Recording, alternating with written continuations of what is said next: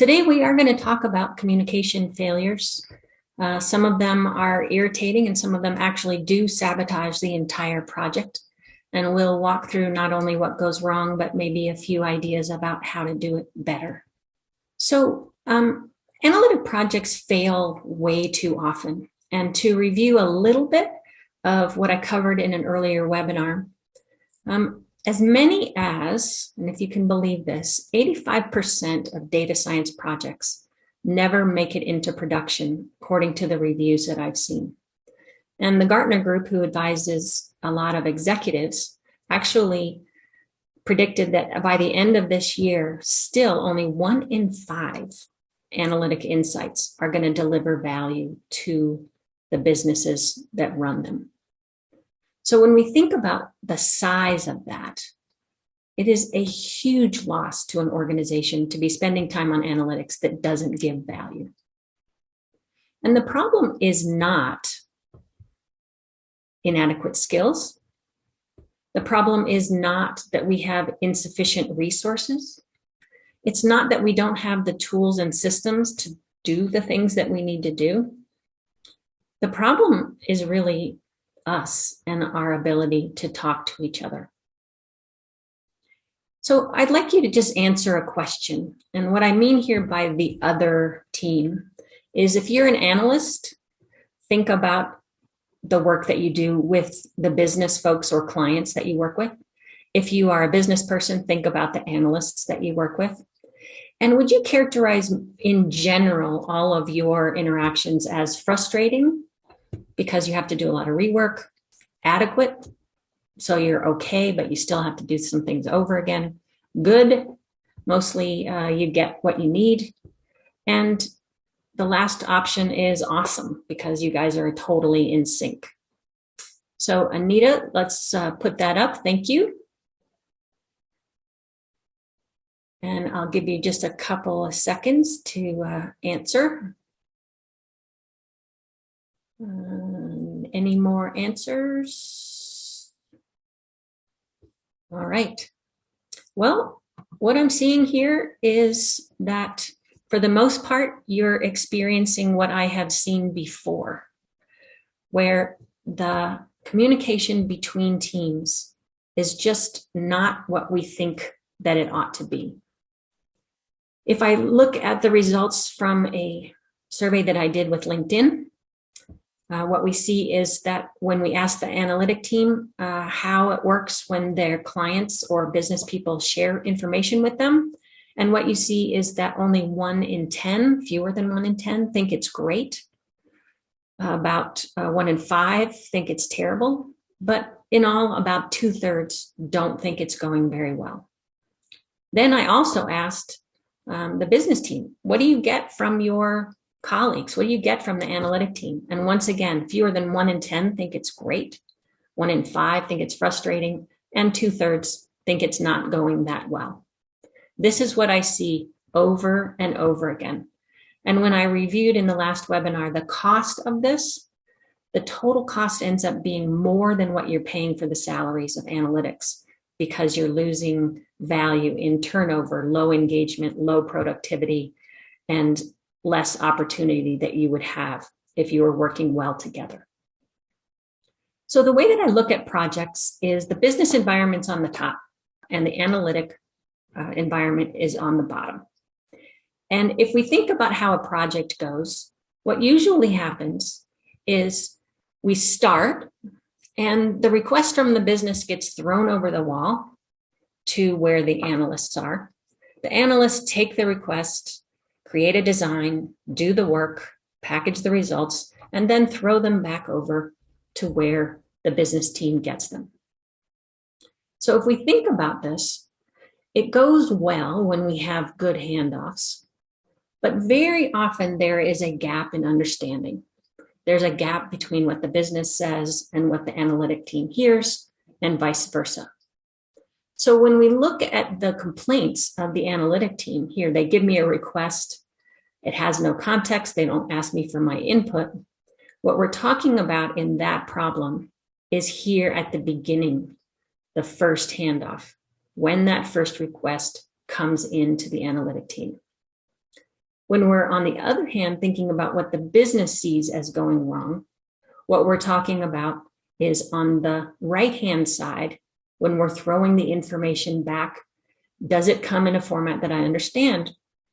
Does it come in a way where it makes sense for the business? So today, what I'm going to do is I'm going to talk about what is going wrong between these two teams. What's actually happening, and what are the ways that we get in our own way and we don't allow this collaboration to work. So I'll divide this into 3 categories. Failures that happen in both directions. They're pretty much equally what happens for either team.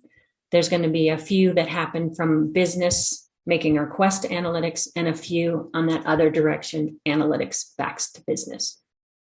So the first thing to point out and to think about is just the words that we use. Every single word has the potential of meaning something different to different groups. So a word like comparison, or different, or impact, significant, healthier, ROI, better, all of these things. I know from experience that a lot of times a business group will say, what is the ROI? They don't really mean ROI. They don't really mean that they want to know the value per unit of investment. They just want to know effectiveness.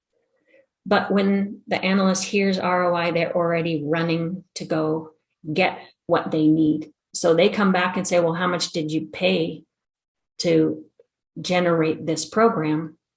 And the business team says, well, why are you asking that? Well, because I'm doing an ROI. So it goes back and forth. That isn't really what they meant. One of my best examples is a CEO who said that they wanted to do a comparison. And it had a big impact on me, this example, because the team dropped everything and spent 10 days running comparisons of one program versus all the competitors that they knew about. And when they brought it back, the CEO said, well, what is this? And they said, your comparison. And he said, well, I wanted a comparison to what happened before we had the program, not to other programs. So we see this happen over and over, that we make an assumption about the words. And I will highlight this as expectations of mind reading. We do this all the time. I'm highlighting between business and analytics, but it happens for everybody. And I've even had people say, well, they know what I mean. You don't need to ask me. I'm sure they know what I mean. Well, they probably don't. So the second thing to talk about is insider language. When we become experts at something, and it could be that you're a CFO, or that you're a pilot, or artists, or athletes, or I'm learning social media marketers using terms like CPCs that I had no idea what they were talking about. When we become experts, we start to use very precise terminology that represents our field. And within a profession, insider language unites us. It's wonderful to have somebody who is able to understand what we're talking about. And so when I'm saying that we used interaction terms and quadratics to better increase the R square, people who are analysts nod their heads and say, oh yeah, that makes sense. People who aren't analysts don't know what I'm talking about.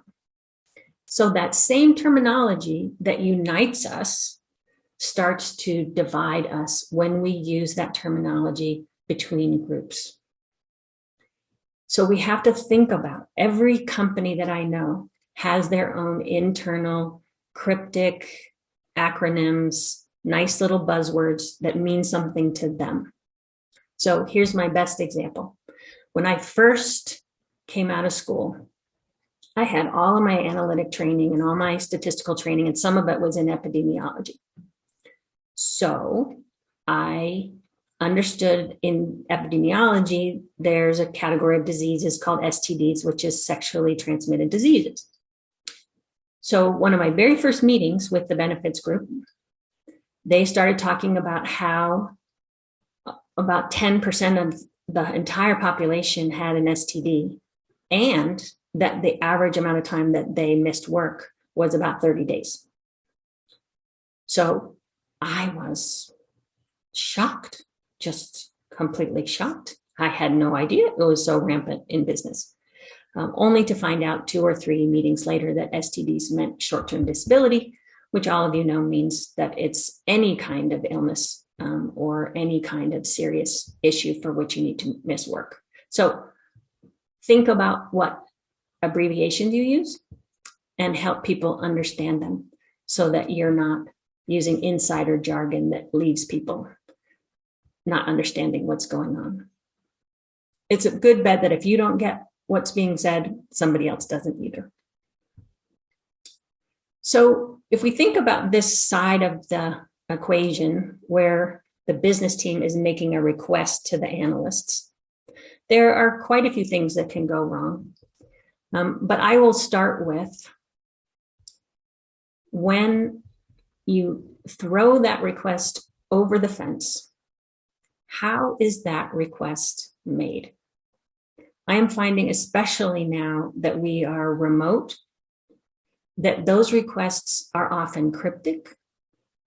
They're in email, they're rushed, they're one way, they're transactional. So I need this, not can we talk about what we need? And on top of it, it's often ultra urgent. So as we think about the requests that we might make, I call these drive-bys, where a business leader used to walk by the open door and say, hey, can you give me a profile on such and such?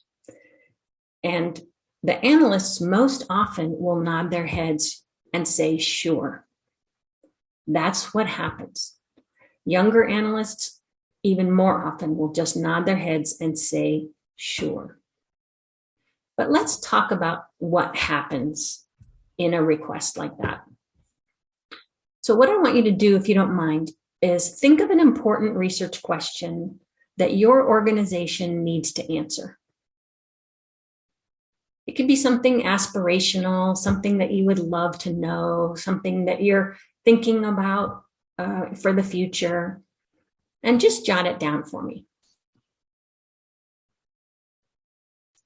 And don't overthink it. Just say, I wish we knew exactly how much money we saved doing blah, blah, blah, or whatever.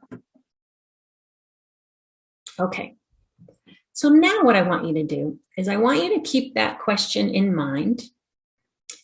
And as you keep that question in mind, I'm going to just ask a few things. I don't want you to answer them. I just want you to ponder them as I ask you those questions. So how did that question come up? Like, what's the context? How will that answer be useful to the organization? Who might be interested in that answer? And why? How will they use that? How will you know that you have a satisfactory answer to that question? What's the important time frame? Are you talking about something recent or since the beginning of the organization? Is there anything you think might want to be included or excluded from that question? Is there anything else we might want to know first? So as I ask those questions, did any of them make you want to adjust your first question? Did any of them make you want to change your first question completely? In my experience, as you have a discussion about a question, as you help someone think it through, it will change, and sometimes it will change completely, and they will realize that that isn't even what they want to know.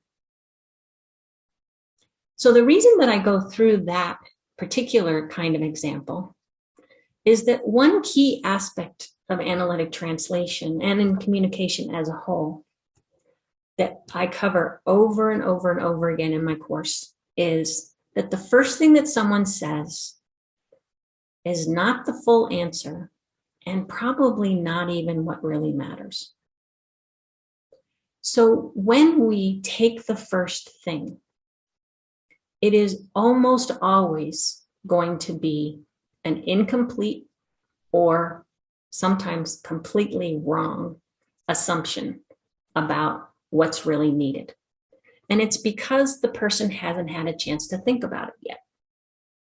So that's drive-bys. So a second category when we're talking about the request from business to analytics is when the request changes. We all know that businesses run so fast these days. Everything changes. It changes all the time. Priorities shift. Conditions change. Clients change. Clients change their minds. So the question is how do we communicate those changes when we're right in the middle of an analysis? And first of all, do we tell someone in a timely manner? I can think of an example where a team ran off, dropped everything, did a wonderful analysis. It took them most of a week to do, turned it around, got it back to leadership, and there was no response. Nothing. So early the next week, the team leader went back and said, so did you get what you needed? Was this something that was important to you? And what they heard back was, oh, right. Oh, we decided we didn't really need that. That we didn't really need that. The client changes their mind. So what happens here is that we erode trust because we're not empathizing with what the other team is going through. So they felt unacknowledged and dismissed. And when the team doesn't feel appreciated and nobody's appreciating the time that they are spending, then we have an issue that is bigger than miscommunication in one project. It starts to be a pattern where animosity starts to develop. And I've seen that a lot. What I'll call that is fire drills. If you are having people react quickly and you want them to jump, then they better be jumping for a reason and it's appreciated. So that's one of the ones that I have seen many times. So let's move to this other side where the analytic team is delivering information to the business and giving them the results. And when we're unhappy there, it's because the business team doesn't feel like they're getting exactly what they need or that they understand it. So what we're talking about here is they've packaged the results and they are delivering them back to the business. When we think about this scenario, I like to ask myself, what results are being emphasized when they deliver the output? How are we packaging them? How are we synthesizing them? And are we being thoughtful about making it relevant to the team? So I have an example where we were running a big project that was an evaluation for a health promotion company, and it was for a big client. So it not only mattered to the big client, it mattered for the future of sales and marketing. So everyone was waiting for the results of this. And the lead analyst on the project started with this statement: overall, the program did not have a significant impact. Well, you can imagine what happened. There was some shock. There was definitely dismay. You could see the wheels turning on how we're doing damage control. What is it that we're going to say? How are we going to do this? And then another analyst stepped in and revised that statement and said, those who enrolled actually improved their health significantly, but enrollment was lower than we hoped. So technically it was true. Over everyone, there was not an impact in health. Now, this message is very different. There is a positive spin that marketing can certainly put on it, and there is a challenge that needs to be overcome to improve enrollment. But the first statement threw everyone into a panic. And again, we erode trust because that person clearly either liked drama or was clueless about what was really important. So we have to be thinking about how disruptive our results are. I have seen many analysts who deliver an alarming result and had no idea that it would be alarming because they were so invested in just looking at the data, they did not really relate to what was happening to the business as a whole. We have to all be on the same team. We also have to not include so many inconsequential details about methods or limitations or other things that people have to really work to understand what it is that you're actually saying. We have to work to not make it confusing or extra complicated if it doesn't need to be. And so I call this one throwing grenades. Do not throw a grenade into a meeting. Make sure that you're framing it if it's going to be bad news so that people understand what's coming. And also I call it burying treasure. So if there's something good, don't make people wait so long while you drone on about methodologies or data transformations or anything else. So let's make sure that people understand what it is that they're getting and that we make it clear and prioritize what's important. Lastly, and even though I said 5 communication failures, I'm throwing in a bonus one. And this is, unfortunately, can be typical of somebody who was trained in academia or who feels really strongly about their expertise.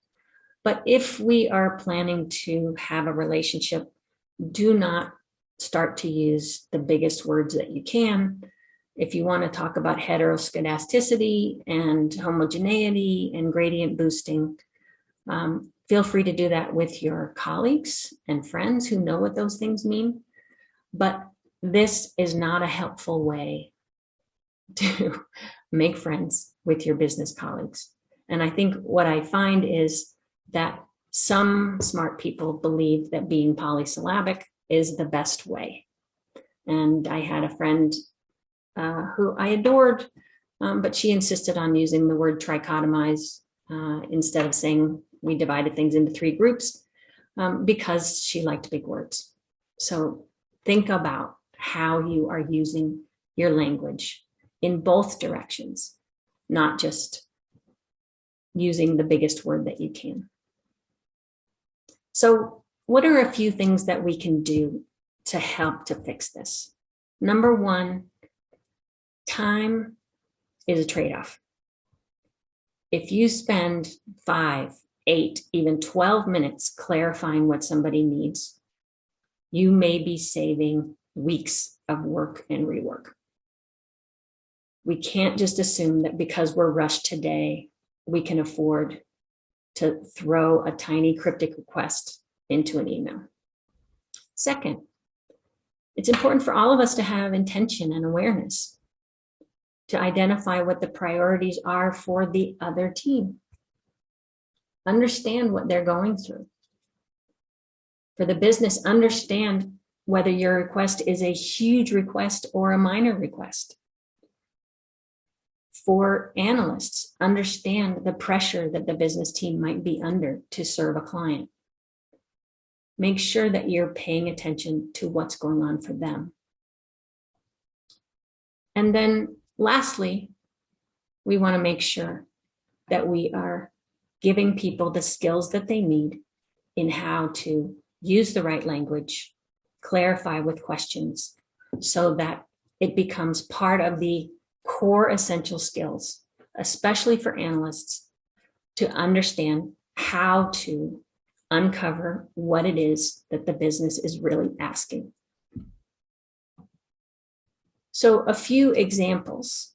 The first one is probably the first thing that I train analytic translators to do. And that is when you get a request and you are given the opportunity to have a conversation, Instead of jumping right into methodologies, which is where the analytic mind goes, start at the big picture with open-ended invitations. Start with say more about this request. Say more about what it is you're looking for.